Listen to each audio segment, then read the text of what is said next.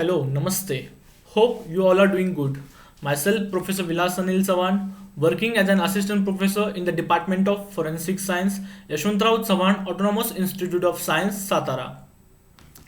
So, in this lecture, we are going to study unit number 3, that is crime scene evidence, or we can call it as forensic evidence, from the paper number BFST 301, and the name of paper is Criminalistics 1. So, first, we'll talk about the content which we are going to study under this unit. So, first, we'll have a brief discussion about definition to evidence and physical evidences, then importance of different physical evidences, then classification of crime scene evidences, and also we will have a discussion about Locard's exchange principle. Then also we will study how to process the physical evidences, and here processing of physical evidences is nothing but collection, packaging, preservation, sealing, labeling, and dispatching the physical evidences to the crime laboratory or forensic science laboratory. And at last we will study chain of custody and why is it so important to maintain the chain of custody. So this is the content of unit number 3.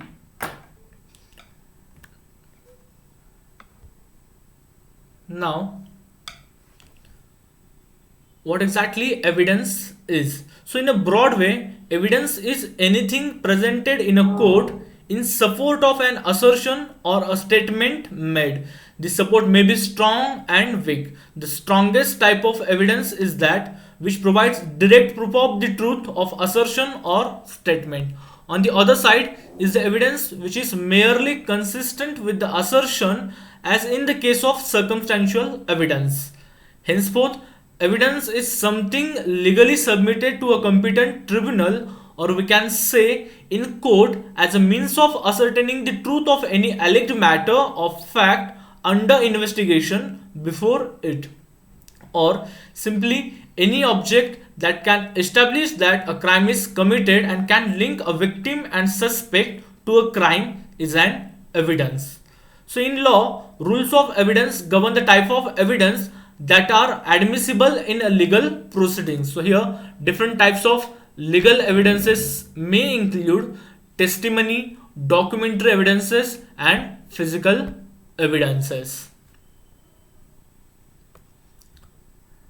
The next is physical evidence. So here physical evidence is any evidence introduced in a trial in the form of physical object intended to prove a fact in issue based on its demonstrable physical characteristics, or in simple words, physical evidences or objects that can establish the crime has committed or can establish a link between a suspect and an object of the crime with each other and with the scene of crime.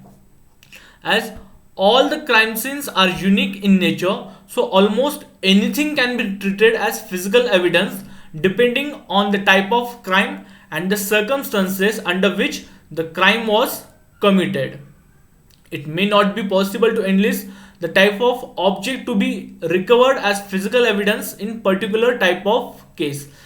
So here several different types of evidences like pieces of glass, paint, soil sample, semen, saliva, hair, nail clippings, finger and footprints are very commonly found evidences.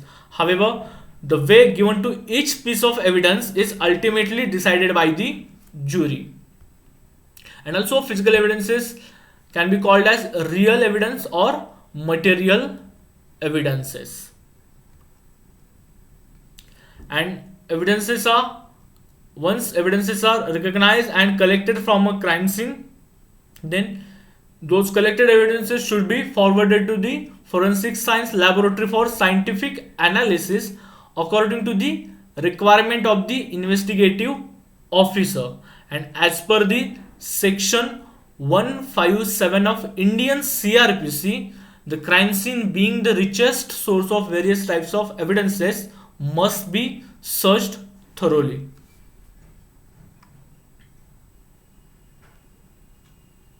Now next is importance of physical evidence. So here the objectives of any crime scene investigations are to recognize, preserve, collect and interpret all of the relevant physical evidence at a crime scene with the goal of reconstructing the events that generated this evidence.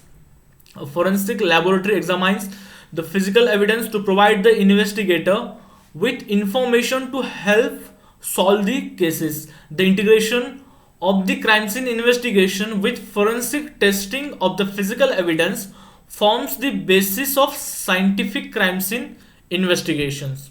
So here physical evidence can prove that crime has been committed or it can establish the key elements of crime. Also, physical evidence can place the suspect in contact with the victim or with the crime scene. Physical evidences can establish the identity of a person associated with the crime, and also it can exonerate the innocent, and also physical evidence can corroborate the victim's testimony. Also, it is more reliable than eyewitness to crimes, and court decisions have made physical evidences more important, and physical evidences is expected by juries in criminal cases. Now first application is information on the corpus delicti. So let us discuss importance of physical evidence in detail. So here corpus delicti is not just the body in a death investigation, but it is the determination of the essential facts that will show that crime has occurred. And here the essential facts are the physical evidences at the scene of crime and any lab result of testing the physical evidences. For example, broken window glass, then ransacked rooms and disturbed cash drawers or disturbed furniture would be the detection of burglary. So these all conditions can suggest us that there may chance of burglary. So determination of essential facts of an investigations involve the physical evidence itself and also the patterns of the evidence and laboratory examination of the evidences. For example, the red brown stains in the kitchen may be significant to an investigation but may be more relevant if those stains are blood stains with DNA matching of victim. The next importance is linkage of a person to other persons, objects or scene. So this is the principle behind all the scene investigations. According to Locard's exchange principle, whenever two objects come into contact, there will be a mutual exchange of matter between them. So here linking suspects to victim is the most important and common type of linkage made by physical evidence in criminal investigation. For example, a victim of a shooting may not remember exactly where the crime occurred, but evidence recovered from the victim's shoes or clothing could be useful in establishing the location. As you can see the image, so physical evidence can link the victim to object or victim to crime or victim to suspect, then object to suspect, object to victim, victim to crime scene and crime scene to suspect. So this was all about the linkage of persons to other persons, objects or scene. The next is disproving or supporting witness statement or testimony. So here credibility is an important issue with witnesses, victims and suspect. The presence or absence of certain types of physical evidence will be useful in determining the accuracy of their statements. Crime scene patterns or patterned physical evidence such as bloodstain pattern, fingerprint, gunshot residue are especially well suited for determination of credibility. So here the proper analysis of physical evidences assist in determination of credibility of victim eyewitness testimony, or even suspect statements. So, for example, an examination of the car reveals traces of blood on the underside of the bumper. The driver explains that the blood and other damage done to the car are the result of running into a dog. And here, laboratory analysis of the blood reveal if it is dog or human blood, therefore providing or disproving the driver's statement. Hope you understood. The next is physical evidences may provide investigative lead. So here, physical evidences can provide direct information to an investigator. However, not all physical evidences at the crime scene will be directly linked to a suspect. Frequently, the physical evidence will provide indirect information or investigative leads to the investigator. This is an important and significant use of physical evidence in any criminal investigation. Not every crime scene has individualizing physical evidences such as fingerprint, but every crime scene will have physical evidence that may assist the investigator with information such as footwear impressions, manufacture, or the size and type of shoe worn by the suspect.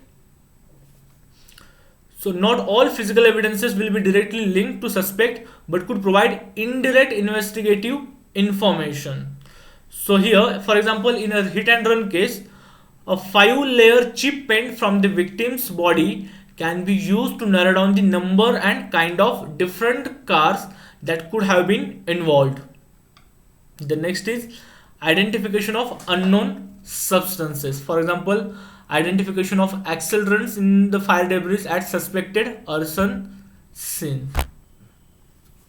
The next is reconstruction of crime. So this is the final step in the forensic examination process. The crime scene investigator is the frequently more interested in how a crime occurred than in identifying or individualizing the evidences at the scene of crime. At this point, the how of crime scene is more important than who of the crime scene.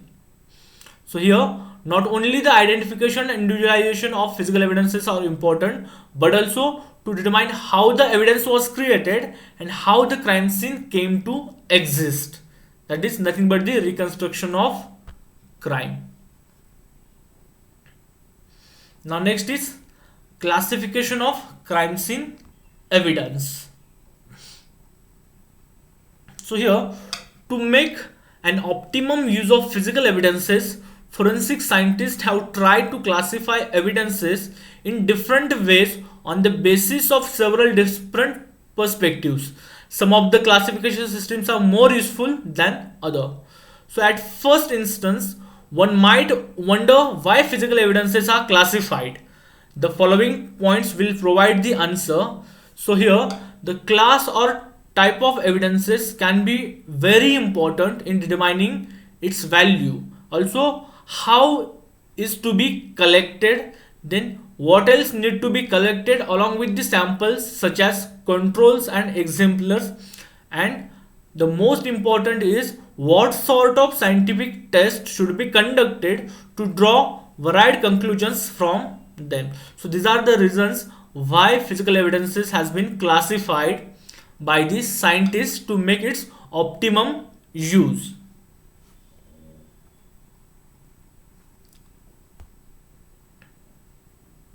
Then the following points are taken into consideration while classifying the crime scenes.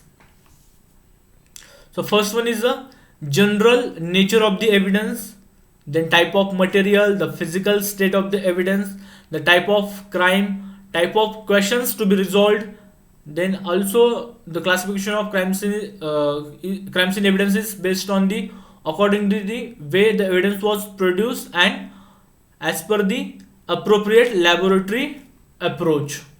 So here every scheme is useful in offering a different conceptual perspective related to physical evidence.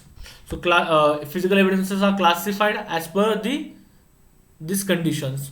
So we'll discuss one by one. So first is general nature of the evidence. So according to the general nature of items, the physical evidence can be classified as physical, chemical or biological. So here biological evidences may include may relate to the human, animal or vegetable. In this scheme, the examples of physical would be a paint, plastic, glass, firearms, then cartridge case, tool marks, whereas drug sample would be chemical. An example of biological would include hair, pollen grains, blood stains, etc. Besides having limited value, this scheme might serve to remind the investigator the type of precaution required to collect and preserve the items to the biological category which are perishable. So the classification of physical evidences as per the nature. The next is classification of evidence as per the type of material. So this classification system of evidence is based on the type of material of which it is composed of, such as paint evidence, blood evidence, wood evidence, metallic evidence, glass evidences, plastic evidences and paper evidences. The scheme is of limited utility because a fingerprint found on glass, for example, is handled and examined essentially in the same manner as fingerprint found on any other non-porous surfaces like paint, polished metals, plastics or glossy photograph. So this was the evidence classification as per the type of material which it is composed of. The next is classification of physical evidence as per the physical state of the evidence. So evidence, like other matter, can be categorized on the basis of its physical state, such as solid, liquid or gas. So first, here the example of solid state category includes most type of evidence encountered: cartridge case, firearms, glass, tools, clothing and paper. Fewer items of evidence would be placed in the liquid or gas categories, such as chemicals. And also important example of liquid evidences may include liquid blood sample, either evidence sample or known control, and also alcohol and accelerants collected in a connection with the investigation of suspected arson case. And whereas gas evidences are concerned, gas samples may occur as evidence more often than one might think, but they are rarely recognized as such and even more rarely collected. Specific type of devices can be used to collect the samples of gases and vapors at crime and fire scene. So this was all about the classification of evidence as per the physical state of the evidence. The next is classification of evidence as per the type of crime. So here another system to classify this physical evidence is based on the type of crime from which it has been collected. For example, if the evidences may be related to assault, rape, homicide, burglary cases and so on. This scheme might have value in certain situations, but it should be appreciated that any particular type of physical evidence can be found in a connection with the investigation of virtually any kind of crime. So different physical evidence types cannot be restricted to legally defined crimes classification. For example, the blood or blood stain evidence very frequently found in the investigation of assault and homicide. But blood stain can also be recovered as important evidence at crime scenes related to burglary and other property crimes also. Hope you have understood the classification of physical evidences as per the type of crime. The next is physical evidences classification by the types of questions to be resolved. So here in this classification system, evidences are classified according to whether it will be useful in the reconstruction of the event or not by providing an element of the crime, and also in linking a suspect to a victim or to a crime scene, in excluding or exonerating a suspect, or in corroborating or disproving an alibi. Similarly, evidence can be grouped according to whether its analysis will be used to provide investigative assistance and leads, or as proof for eventual use in a court of law. These are very useful during the collection of evidence at the scene of crime. The next is classification as per the appropriate laboratory approach. So here all the samples which are referred to the laboratory must accompanied by the list of query related to the examination in the lab. That is, what kind of examination should be conducted by the forensic expert on physical evidences at the forensic lab. In this scheme, the evidence can be categorized on the basis of the type of following examination required, that is identification, individualization and reconstruction. So for the purpose of identification of physical evidences, the expert should extract the class characteristics. Once he has done with the extraction of class characteristics, then he may identify the unknown object. Then as far as the individualization of unknown substance is concerned, for individualization purpose, expert should extract the individual characteristics. Once he has done with the extraction of individual characteristics, then he may individualize the unknown substance. And at last, for the reconstruction purpose, once he has done with the extraction of both class and individual characteristics, then with the help of physical evidences characteristics, expert may reconstruct the crime, that is sequence of event. The evidence is examined which is relevant to the investigation. So this was all about the classification of physical evidences according to the appropriate laboratory approach. The next is types of different physical evidences. So these are the other category. So first one is the trace evidence, which refers to physical evidence that is found in small but measurable amounts, such as strands of hair, fibers or skin cells. The next is transient evidence, refers to temporary evidence, for example odors, temperatures, etc. The next is conditional evidence. So here conditional evidence produced by specific action or event at the scene, for example doors or position of body. The next is indirect evidences. So here indirect evidences are those that does not prove or disprove a fact in question, but provides only a basis of inference. For example, possession of controlled substance or driving under the influences. The next is circumstantial evidence. So here circumstantial evidence implies a fact without actually proving it. For example, blonde hair found in hand of murdered victim with black hair. The next is individual evidence. So here individual evidence narrows an identity to a single person or thing, such as DNA or fingerprint. And the next category is class evidence. So here class evidence can associate to group of items that share same characteristics or properties. For example, blue jeans length, style, brand, shade, surface treatment, but there are still thousands of jeans like that. So that was all about the different physical evidences. So now next is trace evidence. So here trace evidence is a small or microscopic materials that may be overlooked at a crime scene unless the crime scene investigator takes great care in performing a search.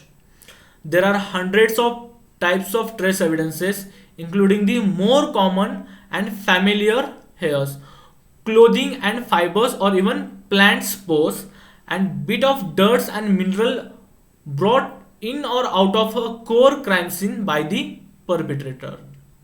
Also, Recall that this type of transfer is called Locard's exchange principle, that designates that it is not possible to come into contact with any person or environment without in some way bringing something with you or taking it away. So that was all about the trace evidence. Now we'll move towards our next point, that is hazardous evidence. So here, hazardous material is considered as any substance capable of posing an unreasonable safety risk. Hazardous evidence is any hazardous material having some evidentiary value. So this is the definition of hazardous evidence. In responding to a crime scene, the investigator or technician may find the possibilities of being exposed to any of three different types of hazards or safety conditions, such as biohazards, chemical hazards, or physical hazards. A hazard is considered the lack of safety or degree of risk to an exposure situations. Safety is the first duty to consider in any occupations or task. As with any investigation, the first step is to evaluate the site and the situation in order to initiate a plan of operation. In critical incident management, there are three-tier perimeter for isolating and securing the scene. So here you have an outer perimeter that is established as a much larger area than the actual site itself. This is an area that is established for the safe being of onlookers, media, and any other non-essential personnel. An inner perimeter is established for a command post or work area and the core hotspot or scene site itself. The scene recognition includes the plan of action, manpower, proper equipment, communications, and decontamination area. The next is, there are four types of hazards that you need to consider. First one is microbiological hazards. So here microbiological hazards may include bacteria, yeast, viruses. And as far as chemical hazards are concerned, it includes pesticides, insecticides, acid, cleaning liquids, petroleum products, and heavy metals including mercury and lead. And as far as physical hazards are concerned, a physical hazard is defined as a factor within the environment that can harm the body without necessarily touching it. So here vibration and noise are the examples of physical hazard.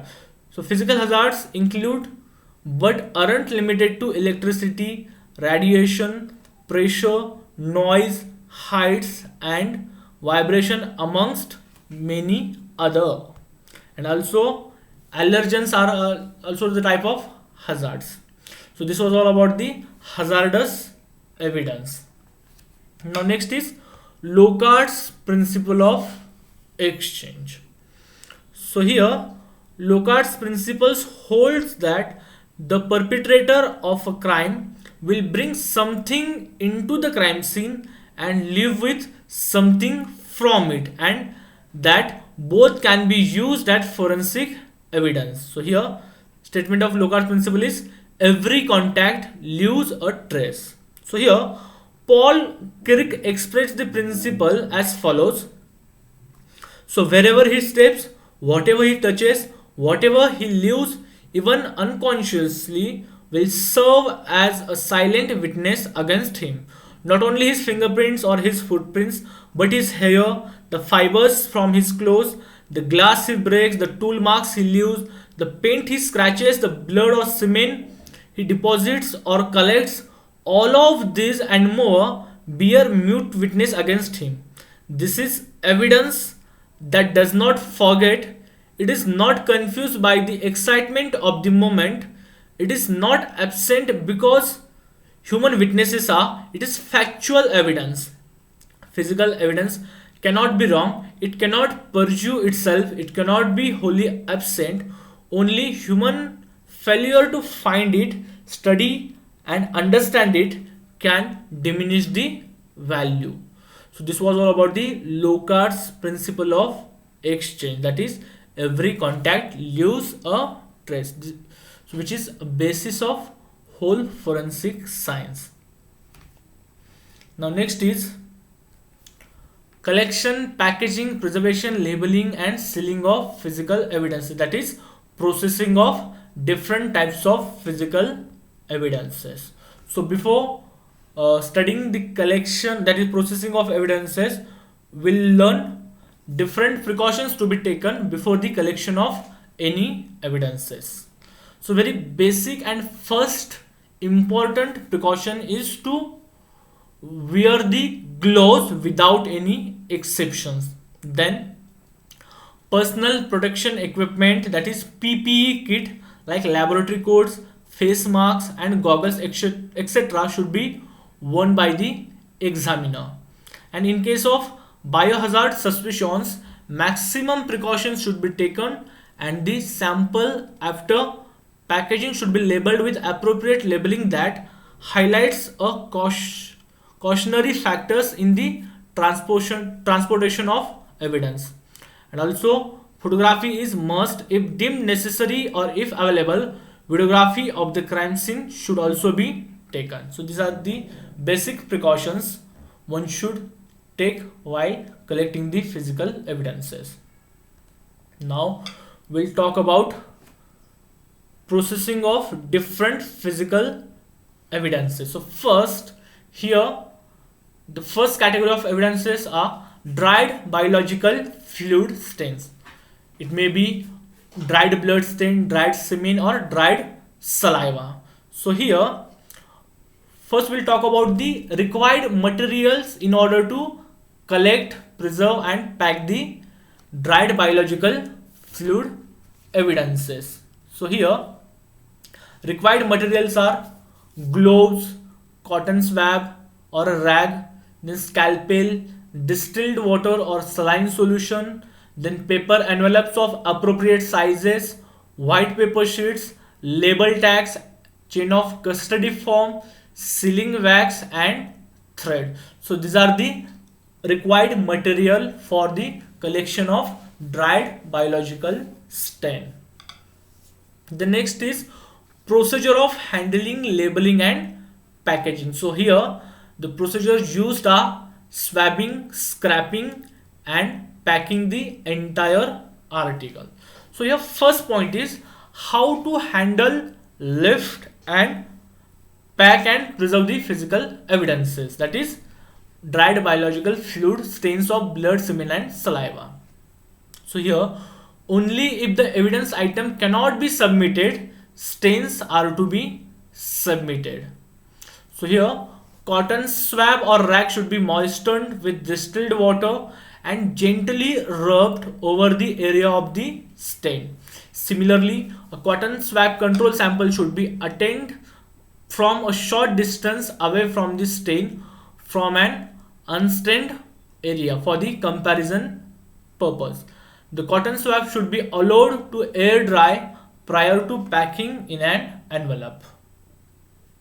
Also, if the stain is on a surface where swabbing would deem ineffective or even contaminant, the stain should be scraped off the surface using a scalpel carefully.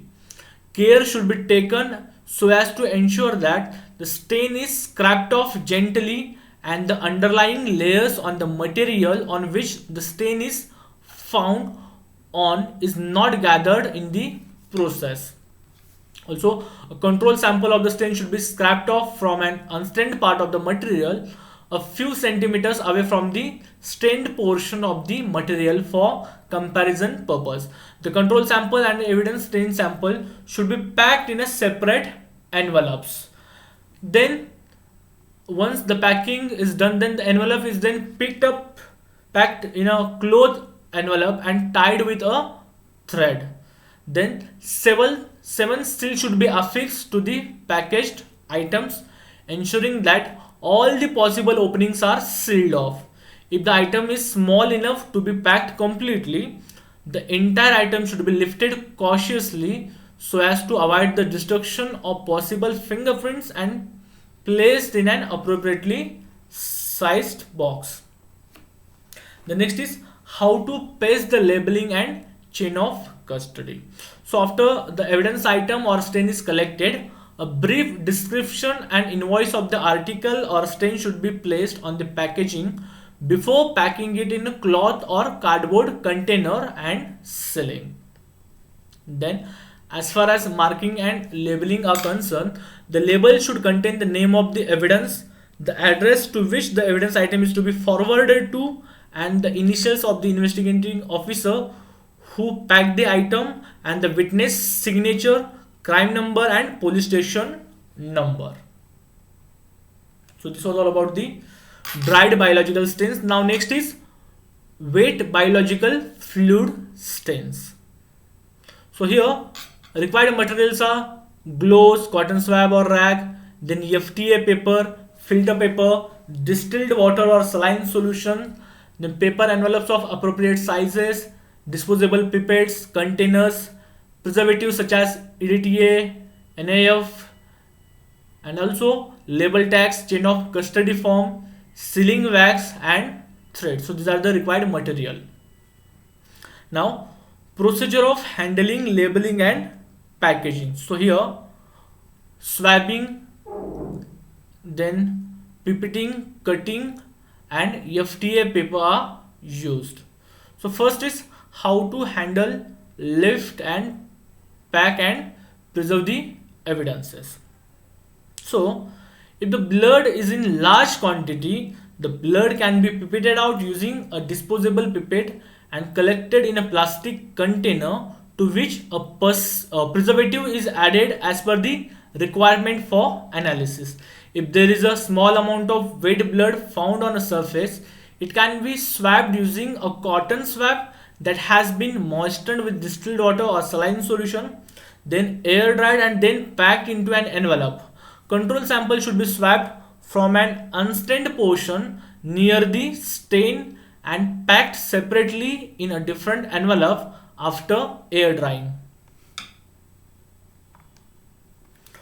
For DNA analysis from blood sample, FTA card may be used and packed into the FTA envelope.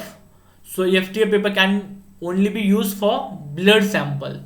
If a pool of blood is found on a surface such as carpet which is too big to transport to the laboratory, then the stained portion may be cut in its entirety and air dried before packing it into a paper bag. A control sample unstained portion should also be packed separately in the similar fashion. If any suspected biological fluid is found on clothing article should be air dried and folded with white or tracing paper in between the folds to ensure the no mixing of stains. The article is then packed in a paper bag. The next is the envelope or a paper bag is then packed in a cloth envelope and tied with a thread. Then 7 seals should be affixed to the packaged items, ensuring that all the possible openings are sealed off. Then how to paste the labeling and chain of custody and marking on the labeling. So this part is same for all the evidences.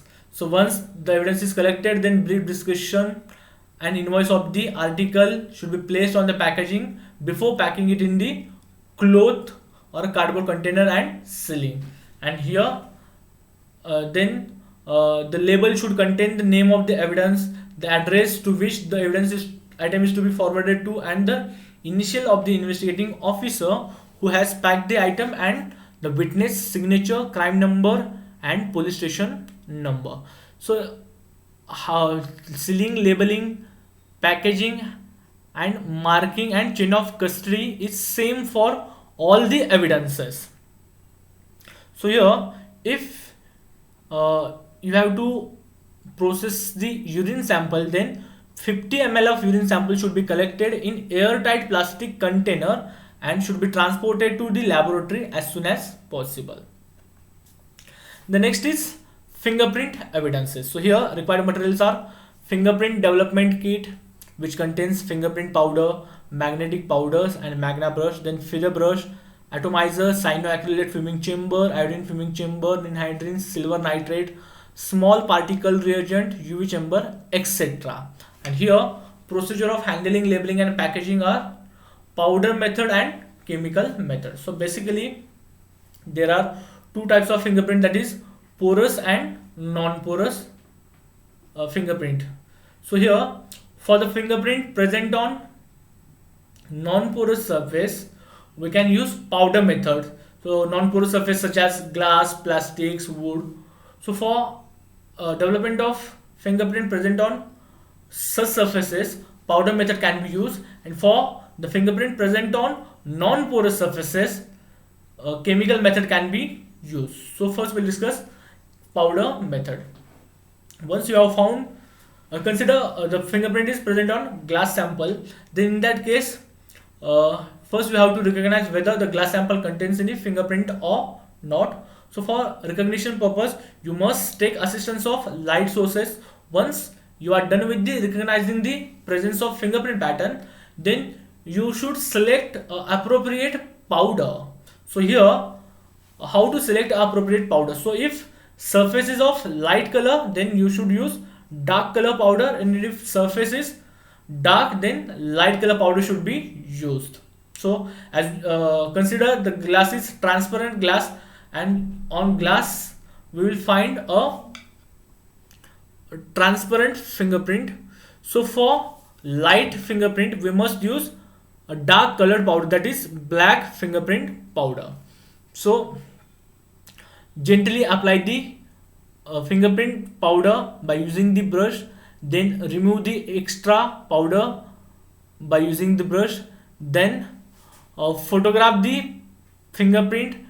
Then for the collection of fingerprint use sellotape, then place it or stick it to the glass surface properly, then remove it gently and store it on fingerprint recording paper or photographic film paper. So this was about the powder method. Then there are different chemical methods such as iodine fuming method, then anhydrine, then silver nitrate and small particle reagent method. So this is the homework for you. Just study these all chemical methods. Now we'll move towards the next evidence, that is document evidence. So here required materials are plastic cover, soft tip forceps, cardboard box or paper bag, threads, sealing wax, etc. So here as we know there are different types of evidences, that is whole document, document containing stain, torn document, chart document and requested signature and requested handwriting. So in order to collect the evidences such as document, so before collecting the evidences we must wear the gloves, then gently pick it up and place into paper bag, and then place paper bag into the cardboard box, then seal it properly, then label it and forward it to the crime scene laboratory.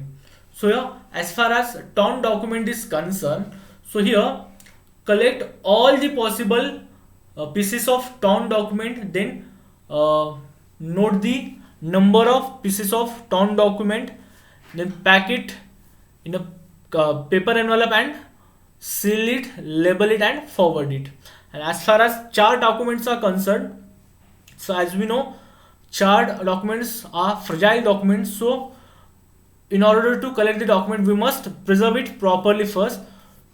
So for the preservation of charred document we must apply the solution of different chemicals, and once it has been hardened then that can be placed in a cardboard box having cottons, then pack it, seal it, label it and forward it to crime scene laboratory. So this was all about the processing of different documents. The next evidence is bullet, cartridge case, then pellet, gunpowder and firearms. So here the required materials are cardboard box, gloves, container such as glass or plastic container, then cotton wool and paper. So now procedure of handling, labeling and packaging. So here first we'll talk about some precautions. So always consider the firearm to be loaded. Note down whether the safety was on or off.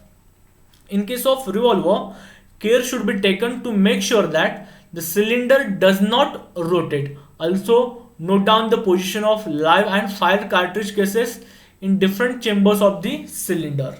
Also, note down the caliber, make, model, and serial number of firearms. Nothing should be inserted into the barrel. Any other peculiarities like blood, fingerprint, fiber, or paint, etc., that should be collected by following the appropriate method. Now first is how to handle, lift, pack and preserve the ballistics evidences. So in case of handguns, place it in a cellophane envelope and seal it in a clean box.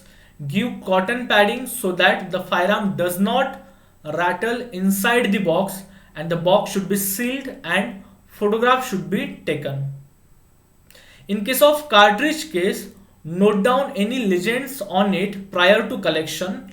Each cartridge case should be packed separately by assigning individual exhibit number. Place it in a suitable container and the container should be sealed with a cloth covering. In case of bullet fragments, pellets, slugs, wax, etc., note down the position from where the evidences were found. Keep each bullet in a piece of paper, put in a cellophane pouch and pack them in a suitable box. Sufficient padding of cotton may be given to avoid rattling. The box is sealed under cloth covered and labeled. The box should be sealed with cloth and that should be labeled. If GSR, that is gunshot residue, is suspected to be found on the hands of the suspect, the hands should be rubbed with moistened cotton or rag, using a different cotton rag for right front, right back, left front and left back. The cotton swab should be air dried and packed in a plastic container separately before sealed with cloth. Now next is how to place the labeling and chain of custody and marking on the labeling. So it is the same as previous evidences. So we'll skip this point. Then the test fired bullets that have been fired from the suspected firearm need to be obtained for the analysis of striation marks in the case of rifled firearms. The cartridge case of the same also needs to be analyzed. Now next evidence is hair and fiber evidences. So here required materials are blunt forceps, plastic bags, white paper, thread and sealing wax. So here procedure of handling, labeling and packaging is lifting. So how to handle, lift, pack and preserve the hair and fiber evidences. So hair or fiber should be gently lifted using blunt forceps and placed in a white paper sheet and folded with a druggist fold. The paper should then be packed in a plastic or paper bag and sealed with sealing wax. In case the fiber or hair is stuck on a surface, care should be taken to remove the hair or fiber without damaging it. Along with this, photograph should be taken before collection of evidences. If the hair or fiber is suspected of containing any biological fluid, that is, if it is a wet, it should be air dried before packaging. The next sealing, then labeling and marking part is same as other evidences. The next is footprint evidences. So here required material is casting kit and the casting and lifting can be done. So here place the frame around this sunken footprint and adjust it accordingly. If there is any debris that can be easily removed without causing destructions to the print, it should be carefully lifted.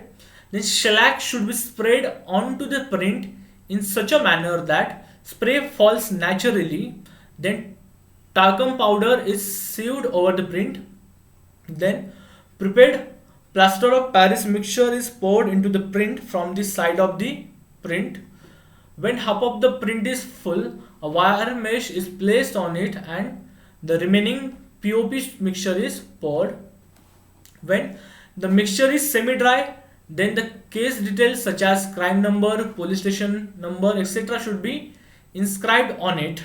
After it is completely dry, the cast should be lifted and placed in a cardboard box. Cardboard box should be wrapped in a cloth and sealed. So as far as labeling and marking is concerned, the same procedure can be followed such as other evidences. The next is paint and paint chip evidences. So required materials are blunt forceps, white paper, tin can, plastic bag, thread and sealing wax, etc. So here the procedure of handling, labeling and packaging is lifting. Now how to handle, lift, pack and preserve. If paint chips are found, it should be photographed prior to collection. The paint chips should be gently lifted and placed on a white paper. Physical characteristics like color, number of layer, etc. should be noted down if possible. The paint chip in the white paper should be folded using druggist fold. The paper is then placed in a plastic paper bag and sealed. If wet paint is found, it should be collected in a metal or a plastic container by using dropper. So again, labeling and marking is same. So we'll skip this part. The next is glass and glass fragments. So here required materials are forceps, white paper, plastic bag and sealing wax. Now next, how to handle, lift, pack and preserve the glass evidences. So here smaller glass fragments should be placed in a paper packet and then in an envelope. Larger pieces should be wrapped securely in a paper or cardboard and then placed in a padded cardboard box to prevent further breakage. Representative samples from the suspect should be submitted to the lab for comparison. And as far as sealing, labeling and chain of custody is concerned, for this purpose same procedure can be applied. Next is soil evidence. So here required materials are trowel, plastic or glass container and other materials, same as other evidences. So here procedure of handling, labeling and packaging is collection. So how to handle, lift, pack and preserve. Soil sample can be collected in a different ways depending on where the sample is being collected from. If samples are being collected indoors or from a vehicle, vacuuming is generally used. If the sample is outdoor, it's collected by placing a teaspoon of soil into a plastic vial. When found on a tool, it is wrapped in a plastic and then sent to the lab for testing. If the soil sample is wet, it should be air dried to an appreciable degree before packing. Then once it has been collected, then brief description should be written on the sealed evidences and marking should be there on labeling. In details should be written on the evidence. The next is digital evidence. So here required materials are cable ties, cables, ride protector, anti-static cover, bubble wrap and thermocol box. So here if the computer is on, don't turn it off, and if it is off, don't turn it on. So this is the precautions one should take. Then photograph should be taken at all the stages of collection. The first is how to handle, lift, pack and preserve the digital evidences. Once the scene has been secured and legal authority to seize the evidence has been confirmed, devices can be collected. Any password, code or pin should be gathered from the individual involved if possible, and associated chargers, cable, peripheral and manual should be collected. Thumb drives, cell phones, hard drives and the like are examined using different tools and techniques, and this is most often done in a specialized laboratory, that is digital forensic science laboratory. Then again same labeling and marking uh, procedure can be followed. The next is cigarette butts. So here required materials are forceps, ziploc bag, paper bag, thread, sealing wax, etc. So if the cigarette butt is wet, allow it to air dry and collect it by using forceps and pack it in a paper envelope. Place the paper envelope in the paper bag and send and seal it using the sealing wax. Then label it and forward it to crime scene laboratory. So it was all about the cigarette butts. The next is building material. So here required materials are forceps, ziploc bag, cloth bag, thread, spoon, sealing wax, etc. Now in case of cement, collect 100 gram of cement by using spoon into the ziploc bag. In case of bricks, collect 1 to 2 samples and place it in a cloth bag. As far as wood evidence is concerned, collect it in a cloth bag. And if above mentioned article has any kind of fluid over it, allow it to air dry and pack it in a cloth bag and seal it with sealing wax. So once you are done with this all process, then label it and mark it and forward it to the crime scene laboratory. The next is bone and teeth evidences. So here required materials are forceps, ziploc bag, cloth bag, brown paper, thread, sealing wax, etc. So now how to handle, lift, pack and preserve. So in case of tooth, lift gently with forceps and place it in a ziploc bag and place ziploc bag in an envelope and seal it. In case of tooth contains any biological material, allow it to air dry and pack it accordingly. In case of bones, wrap it in a brown paper and place it in a cloth bag and place the seal. So after collection of all the evidences, marking should be done on the envelope and it should be forwarded to the crime scene laboratory. Next is explosive evidences. So here required materials are forceps, ziploc bag, cloth bag, thread, spoon and sealing wax. So if explosives are in the form of powder, collect it in a plastic bag by using spoon and place it in a glass or plastic and seal it. In case of explosive material like wire, stone, metal and glass pieces, collect it in a plastic bag by using forceps and place it in a cloth bag and seal it. Then label it, mark it and forward it to the forensic science laboratory. The next is drug evidences. Again, material required are forceps, ziploc bag, cloth bag, thread, spoon, sealing wax, etc. So if drug is in the form of powder, collect it by using spoon in plastic bag. If drug is in the form of solid, collect it by using spoon in a plastic bag. Place the plastic bag in a glass jar. If drug is in the form of liquid, collect it by using pipette or dropper in a glass bottle. And all the above packed glass jar placed in a cloth bag and seal it, then label it, mark it and forward it to forensic science laboratory for examination purpose. Next is viscera samples.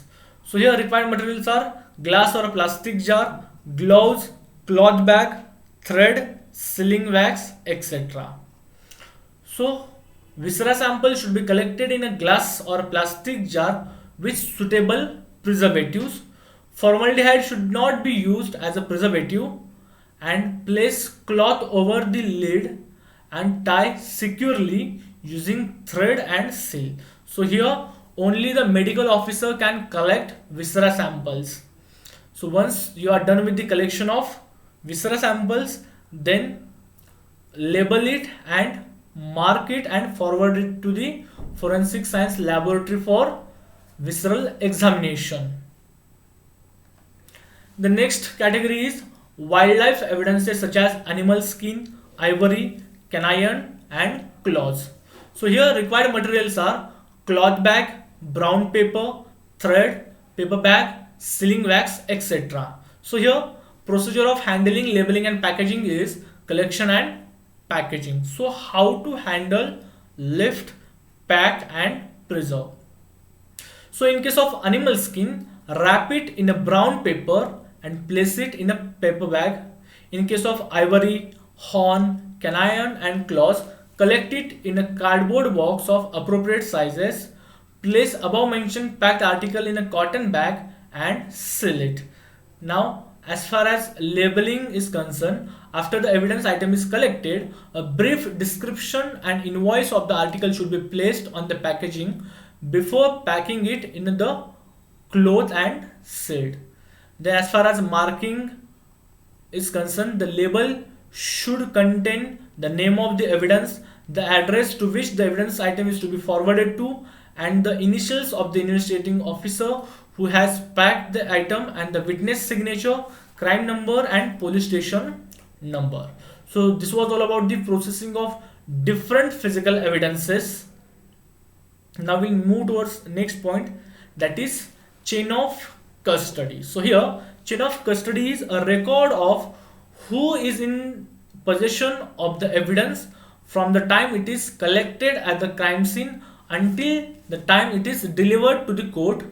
The detailed record is called chain of custody, and here maintaining chain of custody is very much important. If IO has not maintained the chain of custody properly, then lawyer of opposite party can raise a questions on credibility of evidences. If it is not maintained properly, then court will not accept evidence, and hence it will result in a failure of investigation. So here chain of custody begins when evidence is been collected. Then once it is been collected, then it will be forwarded to police department property room. Then it will go to the criminal investigator. Then after it will go to the evidence intake at crime lab, that is forensic science laboratory. Then evidence will storage at a laboratory. Then evidence will be handed over to the scientist. Then once examination of evidences are done, then same evidences to be forwarded to evidence storage lab. Then it will be forwarded to the criminal investigator. From criminal investigator it will again forwarded to police department property room, and finally it will be forwarded to criminal investigator, and criminal investigator will submit it to the court of law. So this is the chain of custody. If it is not maintained properly, then there will be no value to the collected evidences. So this was all about the chain of custody and processing of different physical evidences. So this is the end of unit number 3. If you have any questions, please drop me your mail on my mail ID. Thank you.